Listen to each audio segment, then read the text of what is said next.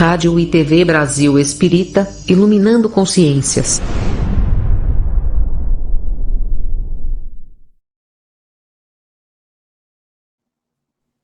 Olá, queridos amigos da Rádio e TV Brasil Espírita de Alagoas.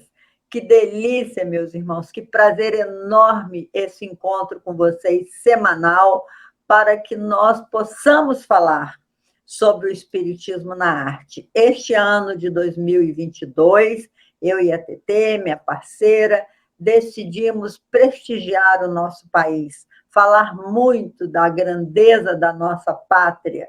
E a semana passada, nós iniciamos a região Nordeste, porque nós dividimos por regiões. E aí nós iniciamos a região Nordeste, que é uma região do Brasil que tem a maior quantidade de estados. Só recordando o que nós falamos. 9 ao todo: Alagoas, Bahia, Ceará, Maranhão, Paraíba, Pernambuco, Piauí, Rio Grande do Norte e Sergipe. Na minha época de escola, não sei a TT, nós tínhamos que falar de cor: Pará, Belém, Maranhão, São Luís, Piauí, Teresina. Não, Maranhão, São Luís, Piauí, Terezinha, Ceará, Fortaleza, né? A gente tinha que saber o nome do estado e da capital. Em virtude das distintas características físicas e sociais, também econômicas, do território do Nordeste, foi dividida em 4 sub-regiões: a região meio-norte, o sertão, o agreste e a zona da mata. Falamos tudo isso a semana passada. É só para atiçar a sua curiosidade, caso você queira recordar, vai lá na playlist da Rádio Brasil Espírita e você vai encontrar este programa já gravado.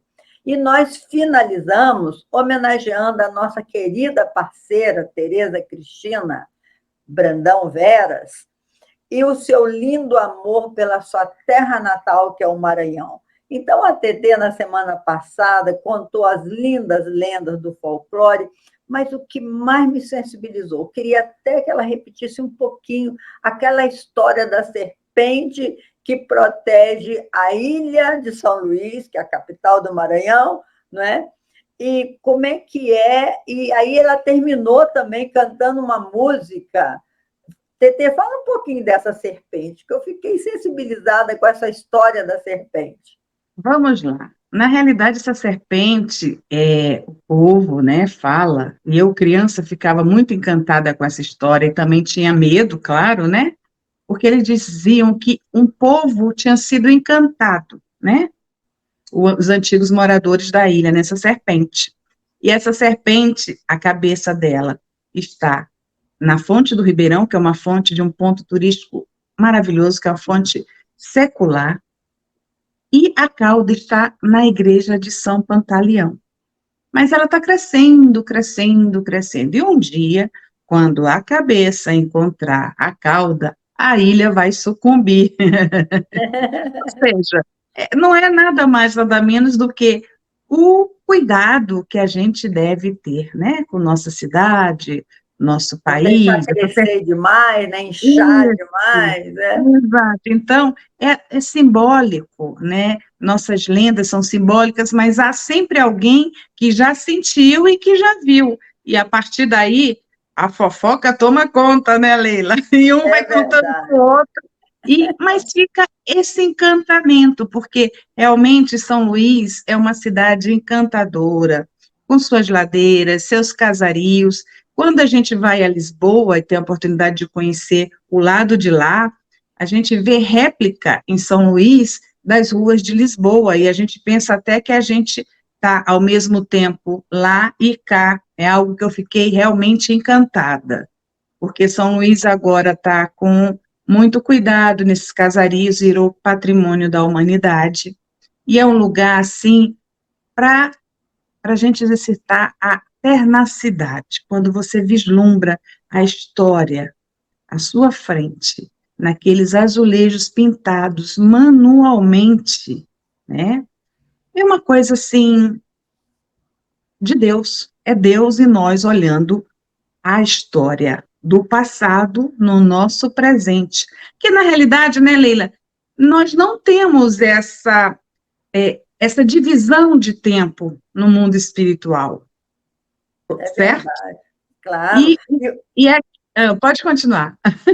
Não, não termina, você está terminando de concluir. E aqui a gente tem essa visão de temporalidade até para que a gente possa vivenciar nossas fases etárias, né? Nossas fases de idade cronológica, infância, adolescência, maturidade e agora a terceira idade. Não se chama mais de velhice, a gente não fica velho. Vamos chegar Porque o até a quinta idade, né? Vamos até na quinta idade. na quinta dimensão, é a quinta idade, talvez seja isso, né? Porque, Não nessa dimensão mesmo. exatamente, porque o que acontece? O envelhecimento não é corpóreo, e sim o mental e do espírito. Se você deixar seus fardos serem mais pesados do que a tua esperança, aí, meu amigo, minha amiga, você vai envelhecer, não é isso, Leilinha? Não é isso? Aí você pode se chamar de velho, que a gente não pode deixar acontecer isso. Mas hoje nós vamos fazer uma pausa no nosso Nordeste, porque nós decidimos homenagear as mães de toda raça, de toda cor, a possibilidade de sermos co-criadoras com Deus. Que mãe é isso? Mãe, ela é co-criadora com Deus no momento que ela abriga no seu ventre um novo ser, dá uma nova oportunidade reencarnatória para o espírito. E o Dia das Mães, nós vamos falar nisso por conta do Dia das Mães. O que você sabe dessa Ana Jarvis, Tetê, que criou esse Dia das Mães? Ana Jarvis, ela vivia na cidade de Grafton, no estado da Virgínia Ocidental, nos Estados Unidos.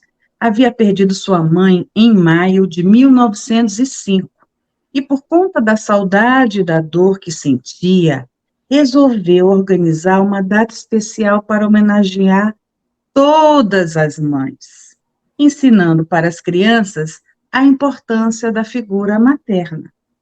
E em 1914, Woodrow Wilson, meu inglês não é lá muito bom, minha gente, me desculpa, tá? Tá muito bom.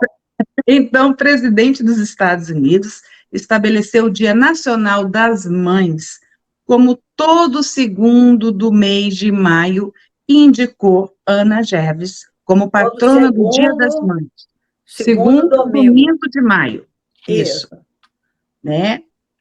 Apenas em 12 de maio de 1918, a data foi celebrada aqui, no nosso país, na Associação Cristã de Moços de Porto Alegre, e em 1932 passou a ser comemorada oficialmente aqui no nosso país, no mesmo modelo americano.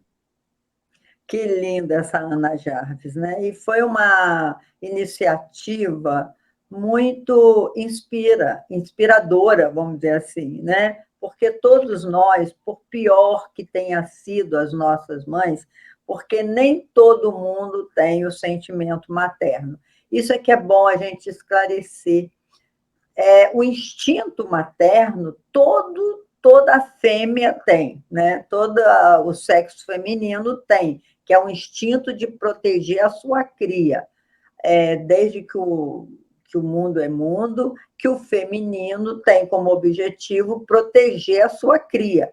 Ela é co-criadora, no crescei-vos e multiplicai-vos, que foi uma ordem divina, e essa possibilidade, ela tem esse instinto maternal de proteger a cria, mas nem sempre tem o sentimento materno, que é diferente do instinto materno. Muitas mães põem o filho no mundo e depois, inexplicavelmente, as pessoas perguntam: gente, como que ela teve coragem de dar o filho?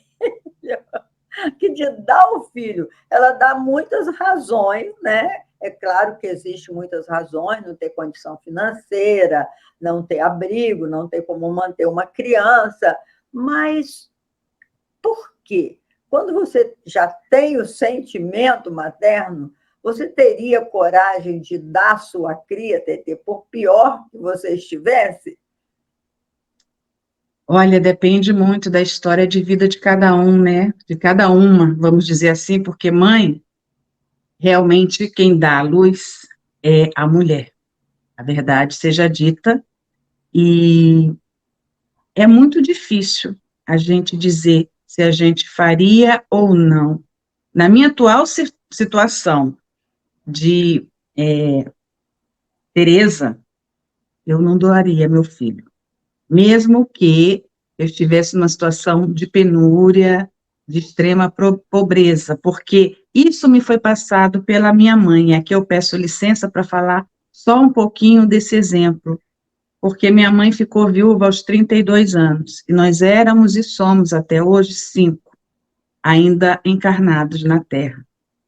E ela ficou com bebê de meses. Imagina naquele tempo, ela não trabalhava fora, ela era do lar, né, apesar de ter sido professora, ela optou por ser do lar, para ser mãe de família, literalmente, porque era uma imagem muito forte ainda, e raro eram as mulheres que já trabalhavam, mas sempre tiveram as que eram pioneiras nessa causa. Mas então, eu vivi com minha mãe esse sentimento de agregação, né, de ficar junto e de segurar todas as situações que a vida pudesse nos oferecer, né? E cá estamos nós, com essa sensação de dever cumprido da parte dela, que já foi para o plano espiritual. E eu não doaria. Agora, só um detalhe. Eu escutei Também essa não semana. julgamos, né, Tetê? A gente não Não, pode não, julgar. imagina, isso é dificílimo.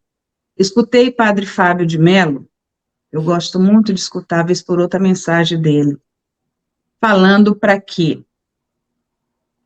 o abandono não se torne maior do que o ato da adoção, porque quem adota transfere o seu sentimento maternal, que não pôde ser trabalhado com uma gestação de 9 meses física no seu útero, mas ela adotou aquele espírito no plano espiritual, né?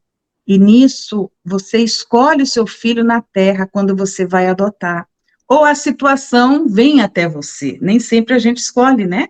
Às vezes vem a situação de um sobrinho ou de um filho de uma vizinha que você tem que dar uma, uma palavra amiga de amor, porque eu também vi numa live da Neuzinha, Amélia, nossa amiga, que adotar não é só você trazer para a tua casa física, mas sim para a tua casa espiritual. Então, vamos colocar um alerta em que a adoção seja mais forte que o abandono. Quem já foi adotado ou quem está por ser adotado de alguma má forma. Então, esse sentimento materno é algo muito profundo, né, Leila? Muito Muito profundo. profundo, porque o sentimento materno é aquele sentimento que você desenvolve ao longo da sua convivência com o seu bebê. Você desenvolve, é o amor mesmo, né? Porque o amor tem a sua caminhada evolutiva, como diz os espíritos. Ele passa pelo instinto, que é um tipo rudimentar de amor, porque até o instinto é uma manifestação amorosa de Deus, que você tem um instinto para proteger-se, para proteger a sua cria e tal. E com o tempo você desenvolve o sentimento materno. Algumas mulheres, elas não desejam ser mães, elas não querem ter filhos. E quando ela engravida e o bebê vai ser um estorvo na vida dela, certamente, porque ela não quer, muitas delas não têm coragem realmente de praticar o aborto. Outras praticam, não nos cabe julgar aqui. O importante é que essas mães, algumas mulheres, não vêm com essa vontade, porque precisa da vontade, com essa disposição de ser mãe. E eu justifico, sabe, Tetê, porque tem mulheres que faz a maternidade num trabalho social. Tem mulheres que se dedicam a um trabalho social e elas são mães de mais filhos, né? Quando elas abrem uma creche ou quando elas abrem um projeto de caridade, ou então quando ela parte para se dedicar à arte, qualquer nível de arte, a produzir a beleza para deixar no mundo. Tem muitas artistas, muitas escritoras que elas não têm a vontade da maternidade. O que você acha disso? Você acha que pode culpar uma mulher que ela diz, não, eu não quero ser mãe, eu tenho talento para esse negócio? Eu preciso ter talento, né? Ou, vamos lá, a arte de ser mãe. É uma arte.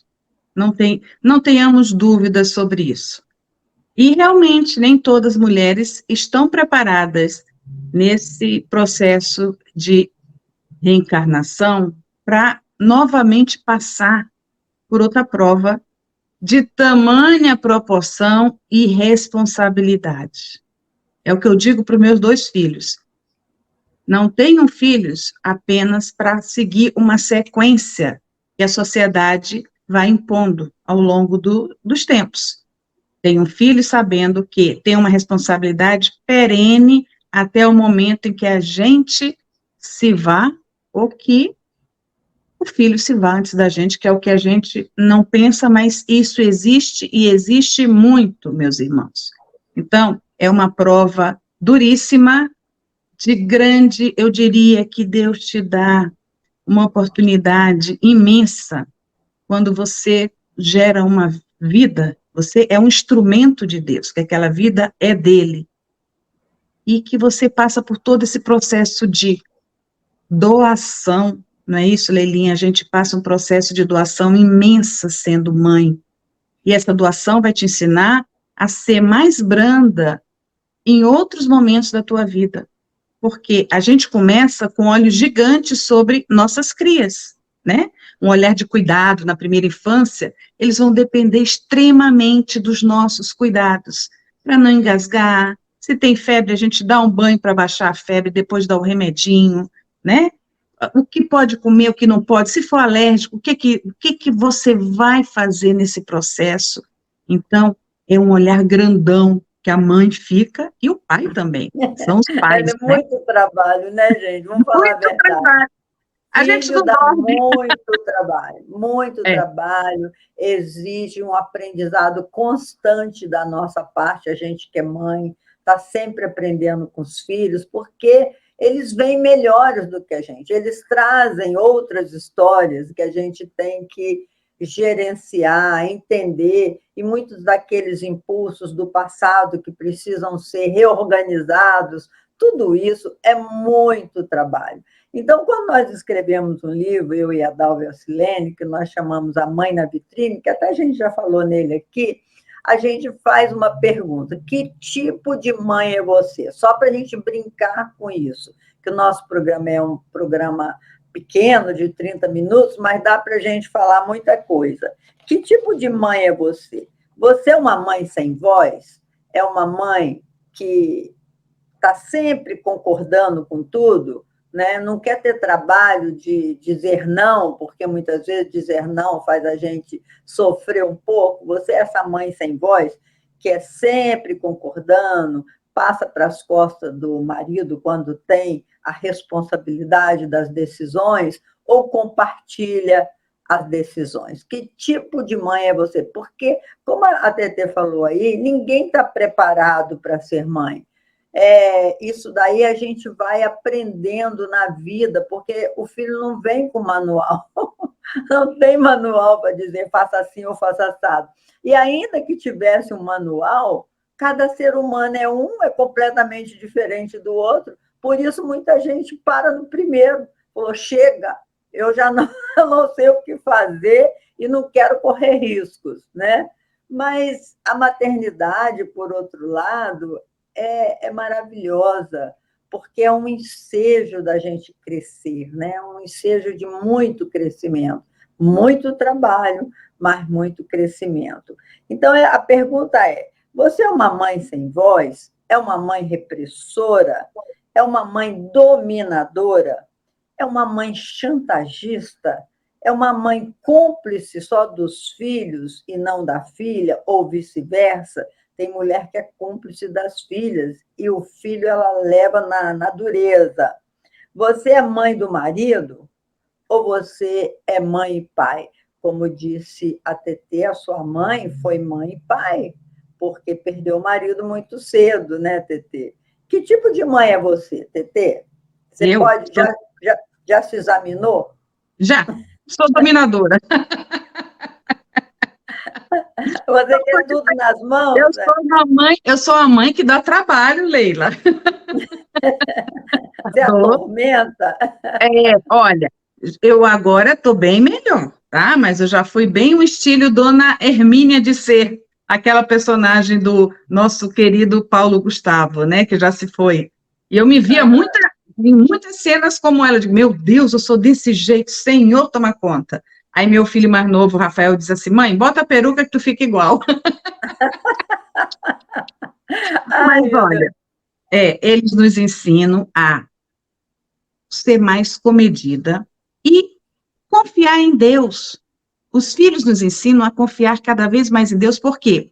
Eles têm a vida própria deles, eles têm o tempo deles e a gente tem que confiar. Aquele olho grandão que a gente já teve na primeira infância, tem que diminuir essa visão e deixar literalmente nas mãos de Deus. Não é Deixar isso, voar, querido? né, Tetê? Deixar Deixar voar. voar. Porque hoje em dia essa geração está querendo voar mais tarde, a do É ninho, verdade, né? é Mas é verdade. um outro aprendizado também, é um outro caminhar, É porque é e uma geração que é cobrado mais, né? Na nossa geração, se bastava você ser professor, já está bom. Hoje em dia, a pessoa tem que ser doutor em alguma coisa, tem que falar vários idiomas, tem que fazer outros cursos em paralelos, e com tudo isso, a competição é maior, e com tudo isso, com a caristia da vida, eles vão ficando mais em casa, porque ali é onde é o porto seguro, né? Digamos assim, é o porto seguro.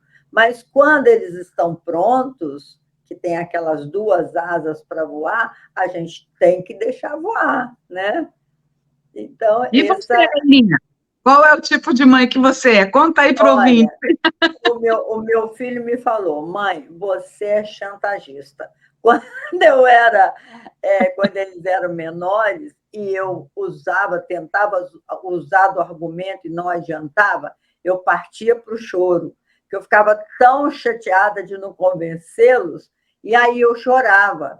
E aí o meu filho um dia falou assim para mim, mãe, para com esse choro. É muito ruim a gente ver mãe chorar. Você ganha a gente nessa choradeira que você arruma. E aí eu percebi que ele tinha razão. Eu falei, pelo amor de Deus, é porque eu estou reproduzindo a minha própria mãe. Que a minha mãe era assim, ela era chantagista. E aí eu falei, meu Deus, não é possível você fazer chantagem, porque não é uma intenção. Não, você não faz a chantagem intencionalmente. Você é assim, é o seu temperamento, né? E isso tudo dá para mudar, dá para modificar.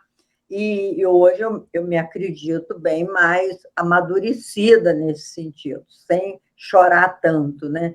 Porque eu sou de uma família de gente chorona. Meu pai também chorava muito, a minha mãe. Então, eu até escrevi uma poesia que foi premiada, que chama Os Olhos que Choram, que meu pai falava assim, não, minha filha, não sou eu que estou chorando, são os meus olhos que choram, não sou eu. Então, assim, eu ainda tenho esse argumento, né? Mas a gente vai aprendendo com os filhos. E se você tem ouvidos de ouvir, você vai aperfeiçoando a sua maneira de ser, porque não tem ninguém perfeito, não tem nenhum pai perfeito. Aliás, nem um pai, nem uma mãe, ninguém. Como diz Pablo Neruda, quem pensa que nunca errou já morreu e não sabe. Eu adoro essa frase. Porque todos nós cometemos equívocos. Mas o mais importante é o sentimento do amor, né? Esse é o mais importante. Que é o que eu dizia sempre para os meus filhos. Não, eu errei muito, toda mãe erra, mas uma coisa eu não errei. Eu amo vocês com muita garra, com muita profundidade. E quando você ama, você perdoa. Todo como se diz, toda a ingratidão, tudo isso você perdoa porque você ama. Então, o amor une realmente, é um laço forte entre as criaturas. Então, nós, nesses últimos 5 minutos, eu estou com um cabelo que entrou aqui no meu olho, por isso que eu estou incomodada. Nesses últimos 5 minutos, vamos falar num verso para as nossas mães, Tetê? Você quer falar primeiro? Pode ser, vamos lá.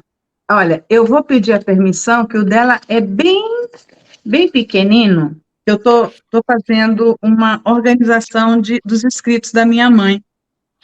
E 7 anos depois é que eu me sinto preparada para voltar para esse trabalho e terminar.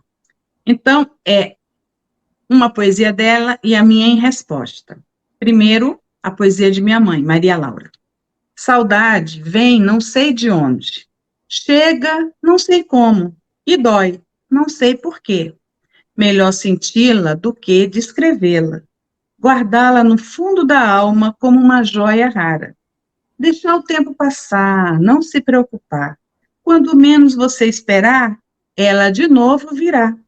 Assumirá outra roupagem, um lugar em sua vida. Saudade do amor que se foi, do sonho que não tem fim. Saudade é assim. E eu, em resposta à minha mãe, em homenagem aos Dias das Mães... Tetê. Não sabia que ela era poeta também. Ah, sim, eu puxei um pouquinho isso dela. Que legal, muito legal. Então, resposta para Dona Maria Laura. Saudade do sorriso protetor da minha mãe, que me acolhia com brandura ao abrir os olhos pela manhã. Corajosa essa mulher menina, vestida em armadura de amor maternal, amor vindo de Deus. Até esses 5 espíritos que ela abrigou no seu útero de regeneração. Por que as mães vão embora? Com certeza, para que seus ensinamentos se transformem em vida e luz dentro da gente. Como eu te compreendo agora, Maria Laura, minha mãe verdade, mãe cumplicidade, mãe generosidade, mãe amor de Deus entre nós. Contigo aprendi, contigo renasci. Que lindo! Olha só, eu também escrevi um poema para minha mãe. Aliás, já escrevi muitos, eu gosto muito de escrever, que a minha mãe também era poesia em pessoa, né? Que ela era muito artista e muito chantagista também.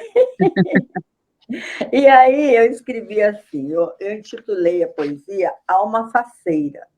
Então eu digo, sou assim faceira porque fui muito amada e educada sem coleira.